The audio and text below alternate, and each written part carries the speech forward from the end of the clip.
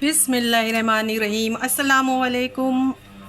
और मेरे प्यारे यूट्यूब फैमिली, आप सब कैसे हैं? उम्मीद है कि आप सब अपने अपने घरों में शादोबाद और खुश होंगे।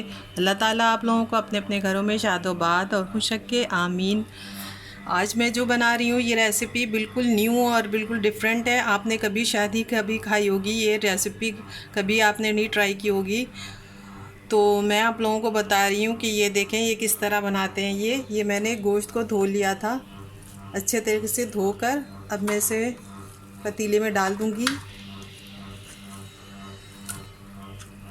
अच्छा, बकरीद में गोश्त आते हैं इस तरह ज़्यादा होते हैं तो इंसान सोचता है कि अलग अलग इस डिफरेंट डिफरेंट तरीके से बनाए। तो ये मैं आप लोगों के बिल्कुल नए तरीके से बता रही हूँ। और ये खा कर देखिएगा आप लोग, ये इसका बिल्कुल टेस्ट बिल्कुल अलग होगा।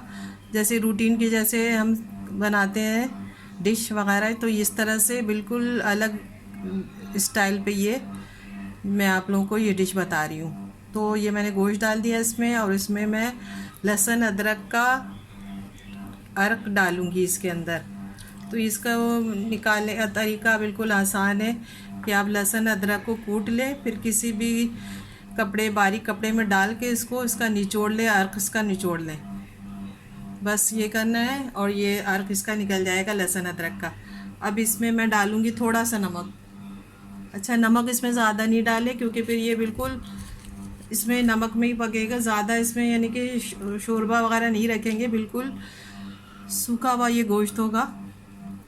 और अगर आप लोगों को इसमें स्पाइस चाहिए तो सिर्फ काली मिर्च डालिए और कुछ नहीं। मैं इसमें कुछ नहीं डालूँगी, सिर्फ नमक डाला मैंने और अदरक लहसुन का अर्क डाला है। अब इसे मैं चढ़ा दूँगी चूल्हे पे धीमी आंच पे। और ये धीमी आंच में गलते गलते बिल्कुल इसको कलर इसका सुनहरा कर देना है। और ये बस फिर ये रेडी तैयार हो जाएगा ये गोश्त। ये देखें माशाल्लाह, देखें बिल्कुल ये रेसिपी बिल्कुल तैयार हो गई है। ये देखें गोल्डन कलर पे बिल्कुल आ चुका है, बिल्कुल यही गोल्डन कलर का करना था। अच्छा, इसमें मैंने पानी बिल्कुल भी नहीं डाला। ये जो पानी जब ये गोश्त को चढ़ाएंगे तो खुद ही इसका पानी निकलेगा गोश्त का, तो ये इसी पानी में ये गल जाएगा गोश्त।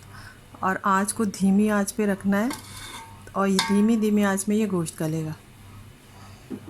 अभी मैं दिखाती हूँ गोश्त गला या नहीं, देखती हूँ मैं। माशाल्लाह देखें गोश्त बिल्कुल गल चुका है। ये देखें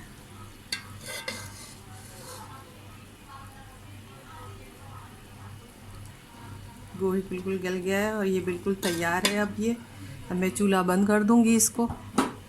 और ये बिल्कुल डिफरेंट और मुख्तलिफ अंदाज में बनाया। ये देखिएगा आप लोग, कभी आप लोगों ने ये रेसिपी नहीं खाई होगी, इस मर्तबा आप इसे बनाए बकरीद में। बहुत ही मज़ेदार है, बिल्कुल न्यू और डिफरेंट अंदाज पे बनाया ये।